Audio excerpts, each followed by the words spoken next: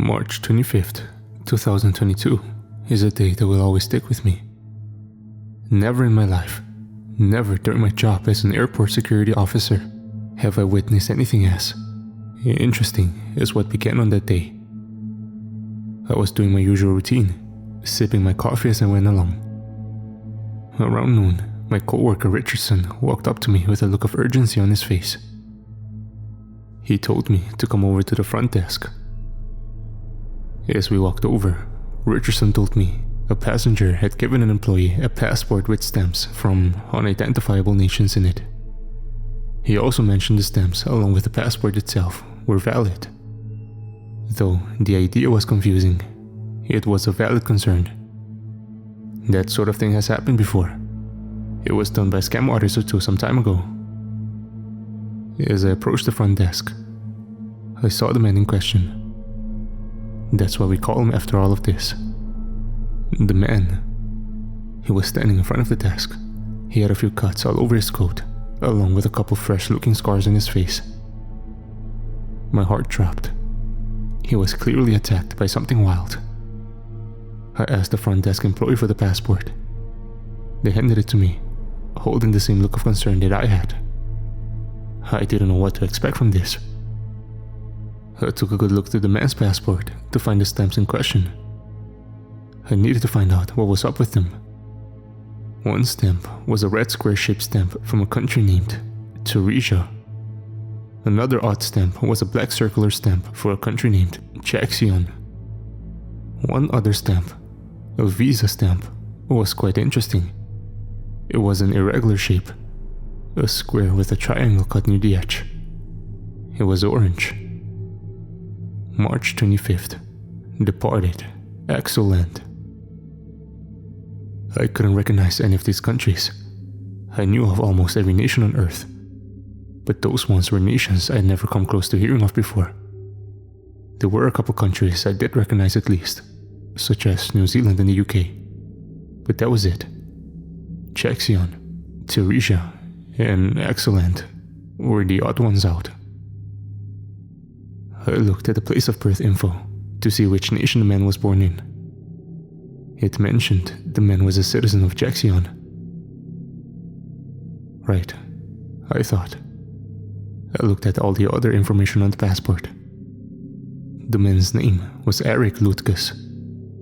The man's date of birth was in 1991, and the passport's expiration date was in 2027. Only those three specific stamps, along with the place of birth, stood out as odd. I asked the man to come with me. He stood up. I walked him over to the security room in the back. There, I was greeted by my coworker Adams. "What's going on here?" Adams asked. "This man's passport has stamps from unidentifiable countries in it. Somehow the passport and the stamps are valid," I said. Adams and I took the man into the room. Adams locked the door behind him. The man sat down at the table on a chair set up against the back of the room. Adams and I sat down across from him, near the door. "We got word that your passport has some stamps from countries that can't be identified. While checking the passport, I found stamps from at least 3 countries that we are unable to identify. Can you tell us where you got the stamps from?" I asked. The man lifted an eyebrow. "I got the stamps from those countries, the countries they belong to," he said. "According to your passport, you are traveling from a country called Excellent. Excellent is one of the nations we couldn't identify. Are you sure you're traveling from that nation?" I asked. "Yes, I was there hours ago," the man said. "Your passport also mentions that you are a citizen of Jackson," I asked.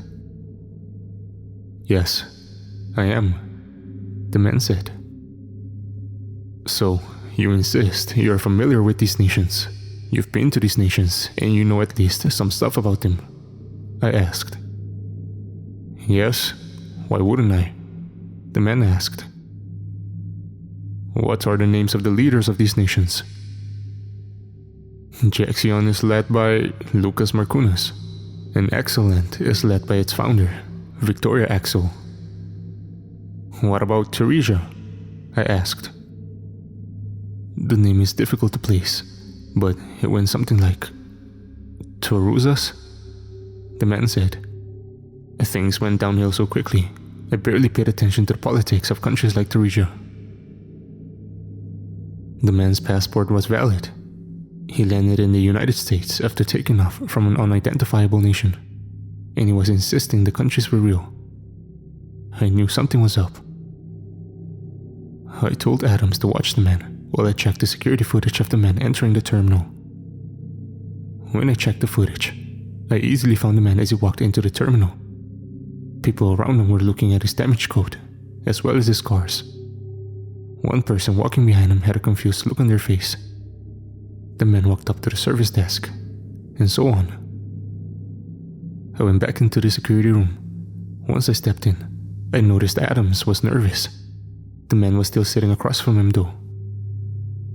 I don't know if this man is joking or not. He's starting to get a little odd, Adams said. Did he say anything? I asked. He said he was attacked by different things. I don't know if I understood him correctly. He did say he didn't want to describe them, Adams said. He also said he isn't from here, but he didn't mean he wasn't from the United States. He barely told me what he meant. This was strange. There had been multiple out-of-the-ordinary passengers over the years, but this was starting to top all of that so far. I asked the man for his luggage so I could inspect his stuff. He handed his luggage over to me. Again, he was calm as he did so. There was a regular assortment of items in his bag, although one of the items looked a little outdated. It was a cell phone that looked like an iPhone 4, but more polished, if I'm explaining it right. It looked like if the iPhone 4 was today's hottest gadget. I observed it for a few seconds. Then, I put it back. There was a notebook in the man's luggage as well. I flipped through it for a minute. A bunch of pages had loads of writing on them, while some other pages had drawings of weird things on them. Weird creatures, giant worm centipede hybrids, people with 6 arms and stickman-like smiley faces, a person covered with eyes, etc. They were neat detailed drawings. At that moment, I assumed they were fiction drawings, so I disregarded them. I closed the book, then I put it back in the bag. Other than that, there were water bottles, eye drop medication, silicone gel in a handbag. Nothing confusing or out of the ordinary there, of course. Go ahead and look through my phone, the man said. I didn't know what to make of that push. At first, I thought this guy was about to turn out to be a murderer. Maybe he was just attacked by a bear. Some of the scars on his face were weirdly angular, however. Some of them looked newer, while other ones looked faded. I felt dread at the thought of letting this guy go anywhere. I feel like he was about to attack me at any moment too. My co-worker's flushed face wasn't helping. I took his phone out of the bag. He told me there was no password. I opened the phone, no problem. I opened up the gallery app. There were a bunch of images in there. All of them looked out of this plane of existence. The first 4 are the ones you need to look at, the man said. The thumbnails of each of the first 4 images stood out instantly. I tapped the first image. It was of a tall person with eyes all over their body, standing in a backyard. It was so detailed, raw looking. My stomach began to feel tight. I was unsettled in a way I never felt before. I swiped to the second image. The second image was of a cracked country road with potholes all over it. There was a weird thing on the ground. A flat, black, irregular shape with an eye in the center. The eye looked odd, with dozens of straight lines running from the base to the pupil. The thing was chill-inducing, despite how simple it looked. In the sky was something just as odd. Some yellow and orange cloud-like masses were floating beside everyday white clouds. I didn't know what to make of the images so far. I showed him to Adams. "It's probably just Photoshop," Adams said. I looked at the third image. It was of the man himself. He was on the ground, being clawed at by a dark purple bear with a diagonal mouth and sharp claws. This image was chilling as well. The man got his fresh scars from a bear-like thing? I wondered. To me, it looked like the most well-done CGI ever. I wanted to believe the images I was seeing were fake, but this man had actual scars on his face. One of these pictures had to be real to some extent. The extent was confusing though. The stuff in these pictures wasn't like anything I had ever seen before. I wasn't ready to believe it was true, until I swiped to the next item.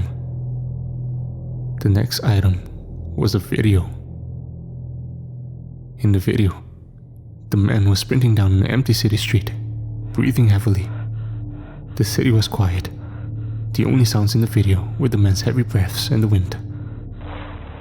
A loud bang happened behind him. He jumped, shaking the camera. He sprinted right into an alleyway. As he ran down the alley, a tall, dark grey creature with sharp nails barged out of a door to the left. I was amazed as I watched it. I jumped as well, as the creature was absolutely terrifying.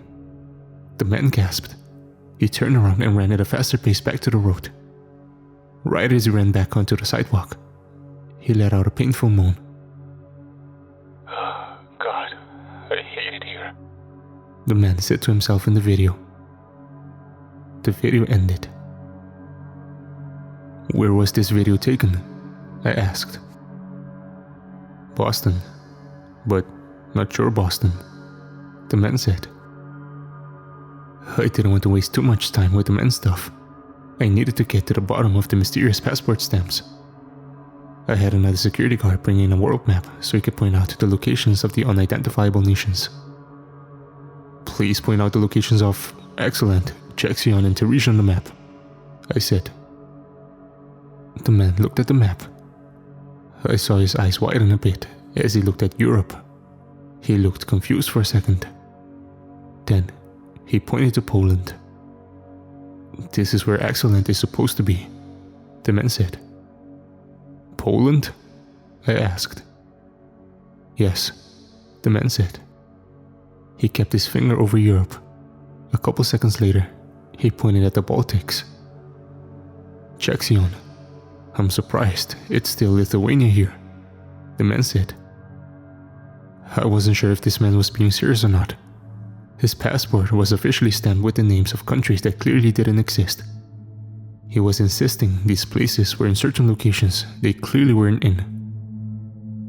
He looked over Europe some more. At one point, he pointed at Greece and Macedonia.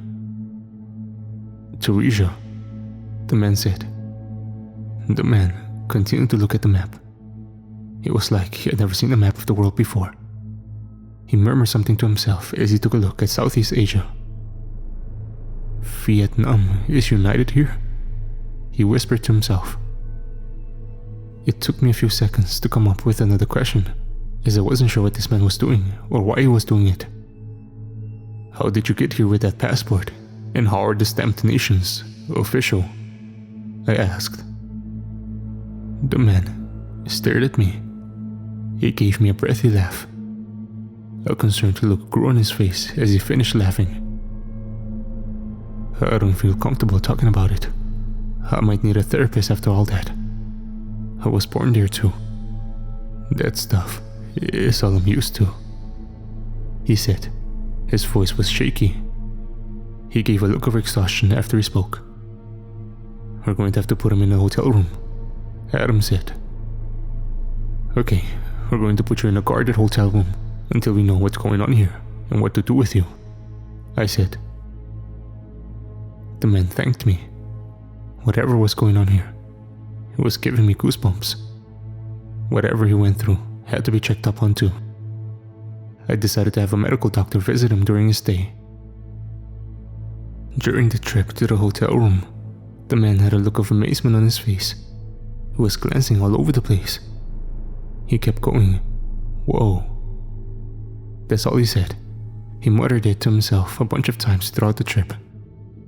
He even muttered it when he stepped into the hotel room. I assured him a doctor was going to arrive soon. He thanked me again. We then left him alone with the guards. I got back home right after 10. As I settled down on my couch, I noticed something on my shirt. It was a yellow bug the size of a moth. I attempted to brush it off my shirt, thinking it was nothing. However, it didn't move. Not like it was stuck to my shirt though. It refused to move.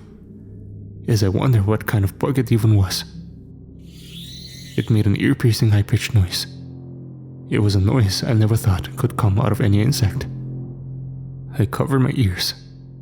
A tugging sensation began to eat at my brain. As this was happening, the bug was holding both its arms up towards me. It was like the bug was tugging at my brain with telepathy. I started feeling nauseous. My heart rate began to speed up. I never thought a bug could ever do anything like that. That's because I'm pretty sure no bug could do anything like that. I smashed the bug with my hand. After I did so, it stopped making the ear-piercing noise. The nausea went away as well, thankfully. However, the bug was still sitting on my shirt. As I stared at the bug in pure confusion, I swear I saw something odd on top of it. It was a part of the bug, something that made the bug look 10 times larger than I thought it was. It was a mass of some sort. A mass beyond my comprehension. A mass I could only see for a fraction of a second. But that was enough to make this bug's capabilities less confusing. I took deep breaths to calm myself down. What is this thing? I wondered. The nausea returned. I bashed the thing with my hand again, but this time it latched onto my hand with its tongue. Chills ran down my spine as terrifying thoughts hit me like a truck. I always saw bugs as harmless creatures, aside from the venomous ones, of course. This one was different though. This wasn't just a bug. I waved my hand back and forth a few times. But the bug kept its grip. A moderate pain came from the spot where the bug had latched onto my hand. A sense of dread washed through me as more of what-if thoughts filled my head. "You're not poisoning me," I said. I tried to get the bug off of my hand by holding it down towards the floor, putting my foot down on it, then pulling it off of me. I didn't know what else to do in that immediate moment. When I pulled, the pain shot through my hand. My heart was pounding. I knew I needed to get this thing off of me, or else a worst-case scenario could unfold. I sprinted into the kitchen in a rush towards the sink. I didn't think much about how I would have looked to someone else. They wouldn't have known the bug was trying to crush my brain. Telling them would make me look crazy. Nobody needs to judge a phobia anyways, especially not a rational phobia. The nausea of the bug tugging at my brain almost made me fall over. I had no idea why this had to happen, but it's what was happening. I put my hand under the faucet. With urgency, I turned the hot water tap all the way around. Increasingly warm water hit the bug, along with my hand. As the water got hotter, the bug made the ear-piercing high-pitched noise again. I was beginning to lose my sense of direction as the water continued to run. After a minute of pain and panic, the bug finally let go of my hand. The nausea went away. I took my scalded red hand out of the water. Then I turned the tap back. I looked into the sink to search for the bug. I couldn't see the bug, so I assumed it had been washed down the drain. The bug was nowhere to be seen. It wasn't in the sink, or on a nearby wall, or anywhere in the kitchen. I looked at my hand. There was a red and purple swollen bump where the bug bit me. There was another color in there too, in between the red and purple. It was confusing to think about, so I decided to not think about it. I was confused enough. The next morning, I turned the tap to get some water. I heard the sound of rushing water, but it wasn't coming out of the tap. It sounded like it was coming out of the pipe under the sink instead. I turned the water off. I opened the cupboard door to look under the sink. The pipe connecting to the sink had a hole in it, a clean-cut rectangular hole. I felt another rush of dread. I knew that if the bug was the thing that cut the hole, I had something very difficult to deal with. I was also confused though, as the bug was somehow able to fit into the pipe despite whatever it was I saw on top of it that revealed it was bigger than I thought it was. I got a call from Adams, telling me to come back to the hotel room the man was being kept in. Something was up. I got ready, then I rushed out the door. When I got into the hotel room, I saw the doctor standing near the man who was ducking behind the bed. The doctor was trying to speak to the man, but the man wasn't saying a thing. The doctor told me the man was grieving the loss of someone, but didn't want to say who it was. The doctor also told me some tests were done. The man had multiple infections that needed to be treated. I asked about the writing on the wall. The guard told me that at 2 a.m., the man began to hyperventilate. He wrote some random numbers, words, and sentences all over the walls. Then he drifted off to sleep on the floor. I took a look around the room. Patterns of 5 different things were written all over the walls. 1967. Dread. The meteors in 1913 were a warning. Mirror. We are worthless. I observed the writing for a moment. I knew they were supposed to make up something coherent, but some of them were too vague. I couldn't think of any way to piece them all together in the immediate moment. The guard continued to brief me on what happened. We asked him about the year. He said he was born in 1991, like his passport says. Then he said he doesn't know exactly what happened in 1967, but something happened that made his, in his words, reality go under. He screamed when we mentioned it to him. The guard said, "What about the meteors in 1913? I asked. All we could find was the Great Meteor Procession of 1913, when a few dozen meteors were seen flying over Canada and Bermuda. The guard said. The man let out a grunt. Did he say anything more about Excellent, Jaxion, and Teresia? I asked. He told us he came from Excellent, that the world is very different from what the world in his reality was like, and that a mirror helped him out. He didn't go into much detail about any of it. Other than that, nothing. Whether the man was being truthful, or just downright crazy, he needed help. We didn't know how to deal with this kind of thing ourselves. The man needed a trained therapist. I wasn't ready to believe the stuff he showed to Adams and I was real, but his passport was still a mystery. Also, the bug. Well, the bugs. The doctor held up a plastic bag with a yellow moth-sized bug in it. It looked just like the bug that bit me the previous night. We found this bug that was stuck to him. We scraped it off, then we put it into this bag. It looks like it's dead. The doctor said. That looks like the bug that attacked me. I said. I know I saw 2 bugs in his coat yesterday. Where did the other one go? Adams asked. I fought it off after it tried to squeeze my brain somehow. I said. I showed him the bite the bug gave me. The doctor looked at it. It was bad. The guard looked at his own hand, noticing he had a similar bite. The doctor asked about it. The guard told him the bug bit him, but he didn't notice the bite until right then. The doctor explained to the guard, the man and I, that we needed to go to the hospital to be checked up on. Another rush of dread washed through me. The doctor knew we had to go to the hospital, but he still looked confused. He probably didn't want to tell us he had never seen anything like it before. I felt it. I had no idea what was in store for me.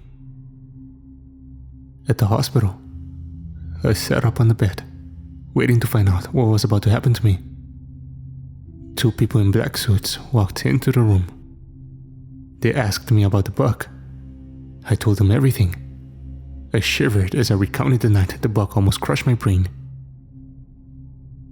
After I told them everything about the bug, they told me they would investigate my home. They said it was important that they find the bug that bit me so they can make sure it doesn't do the same to anyone else. Hours later, I began to feel sick. I felt exhausted, heavy.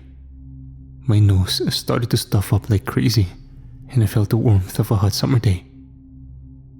All of this was beating down on me when people I thought were doctors returned. My eyes were closed when I heard their footsteps come into the room, so I didn't see them at first. Their footsteps stopped right in front of my bed. They murmured some quick words to each other. I needed as much help as I could get. I tried to open my eyes so I could see them.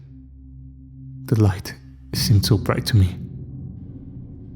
I could only bring myself to get my eyes a crack open. I was still able to get a look at the supposed doctors though. They weren't doctors. They were people in suits. One in a blue suit, another in a black suit. They walked over to the bed beside me. I remember seeing the doctors lay the men down on that bed earlier.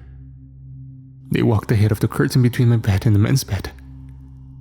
Based on the voices I heard, I could kinda tell who was who. "Yeah, we're going to take him in," one agent said. "You are? Alright," a doctor, I assumed, said.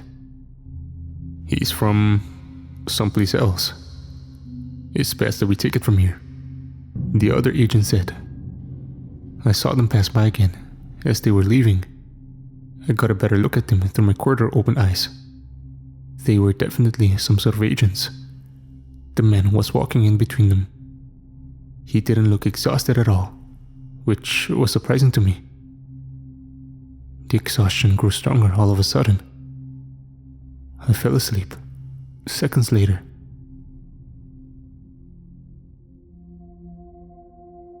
I woke up in a quarantine bubble an unknown amount of time later. The doctor was sitting beside me. My memory of it is fuzzy, but I know I went unconscious again moments later. It felt like a second, like I just blinked.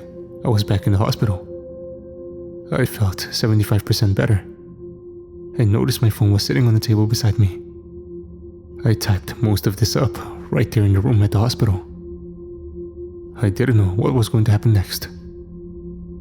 While the sickness was lifting, I was still dreadful about whether I was about to die or not. One thing I was confused about though was that it was March 27th. I slept for 2 days with only one break. Whatever stuff they gave me had me out for a good amount of time. I was let out of the hospital that afternoon. I was waiting for the next word about the man. I didn't think it was over. That evening, I texted Adams. "Any more info on the man?" I asked. He was taken to a good psychologist apparently. We were supposed to get back to our usual jobs and not worry about him. The psychologist will take it from there, Adams said. I thought the agents were taking him in for further investigation. Of course, we probably weren't allowed to talk about that investigation. I figured the psychologist thing was a cover, but I hoped the man was going to get the help he needed. I decided not to ask. Adams likely only knew as much as I did, I assumed.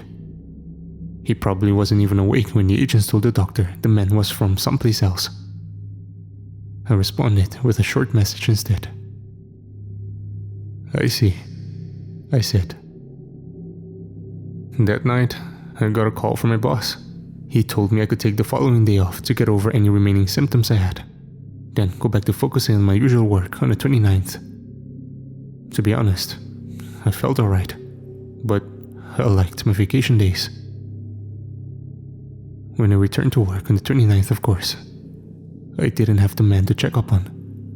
The man's luggage was gone, and the security room didn't need to be used for anyone's sake. Another thing is that I haven't heard a thing about him since he was taken in by the higher-ups. His passport didn't make the news whatsoever. Adams, the hotel security guards, that doctor and I are the only ones who saw any proof of his existence. aside from whoever the higher-ups were. It seemed like it was going to be business as usual from then onwards. I was too amazed by the whole thing to want to keep it to myself, so I brought it up to Adams again. When I did so, Adams gave me a 1,000-night stare into space. Then he told me some things should be left a mystery. He clearly wanted to forget about the whole situation, so I decided not to bring it up to him again. I don't believe the man was crazy. I believe he was from someplace else, like what the agent said. A different reality, to be more specific. A reality where something happened that changed the world in the worst way I can imagine. But I want to know what it was. The names of the unidentifiable countries and the stuff that was written on the wall in the hotel room are vague, but possibly good enough clues.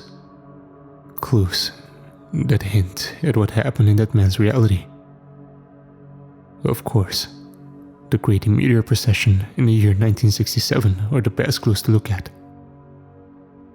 After some research, I found nothing that happened in 1967 in this reality that points to what may have happened in 1997 in the man's reality that turned the man's reality into the mess it is. All that can be said is nothing world-bendingly significant happened in 1997 in our reality. The meteors are a different thing altogether. They were a warning? How? I want to find out somehow. It sounds so surreal. Clearly, something happened. But what? What happened in that man's reality?